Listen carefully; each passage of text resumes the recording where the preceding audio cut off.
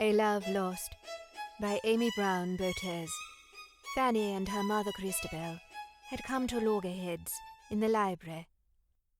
Mummy, I don't care who knows it. I'm in love. I'm in love. I am in love. Oh, Fanny, one knows one absolutely, categorically cannot declare one's love these days. It would offend those who are not in love. But, Mummy! No. I declare this a strictly platonic, non-physical, non-sexual, non-erogenous, purely woke zone, free of any kind of ugly humanity on any level. But what of Peregrine? My love? My life? You must wipe him from your memory entirely.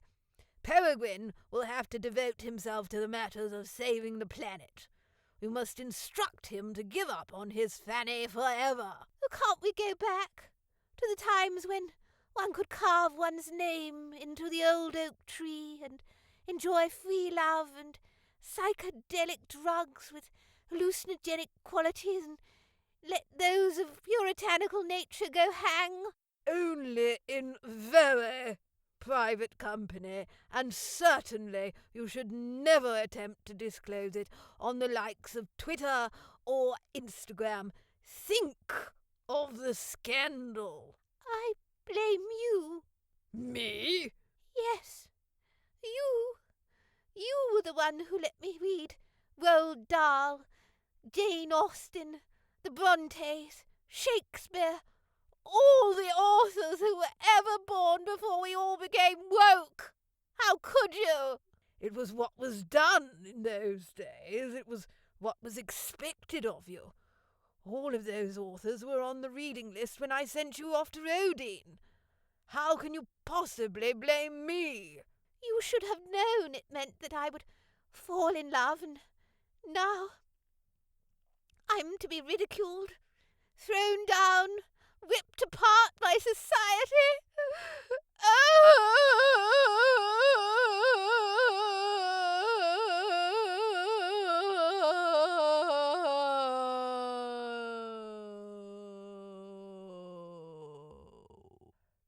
Don't be histrionic, Fanny. And with that, Fanny ran out of the window, her cloak billowing in the winds as she ran across the gardens to her dearest love, Peregrine, his manor house glistening in the rain. And she had some trouble opening the door. Eventually, she found him in his study. Surely we can get away with it if I proclaim that I am no longer a member of the aristocracy and I wish to live a monk's life in California, only occasionally speaking to Oprah about my horrid childhood. No, Mother has asseverated that we must turn our backs on love and devote ourselves to saving the planet from climate change and delete our love story from existence. It is the only way. But what if I write my biography outlining my struggles with having to deal with a load of plonkers in my family and that having so much money is really very much of a burden? It won't do. The Twitterati will have a field day. We must resign ourselves to never seeing one another ever again. But Fanny... Peregrine, you must give up your Fanny forever. I simply can't. How else will I be able to carry on the twit-to-woo line?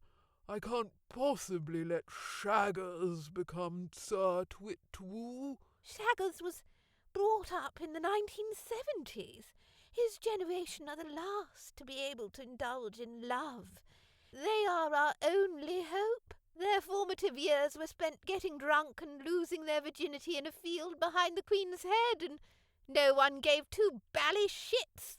Let him take the bile of societal pressure. Let him swim in the egregious enmity of the Daily Mail. We must say goodbye to all of that. Forever. Fanny! Oh, my Fanny! Goodbye! She grabbed at the French door windows, yanked them aside, and ran again, her cloak billowing in the wind as it did before. Suddenly, the door opened. Christobel stood before Peregrine and demanded to know where her daughter had gone. Where is she? What have you done with her? She's abandoned me.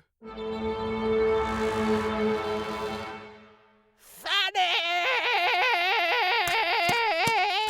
Christobel, much in the fashion of her daughter, ran across the fields. Her shoes were a little more heavy set. We call them well-heeled.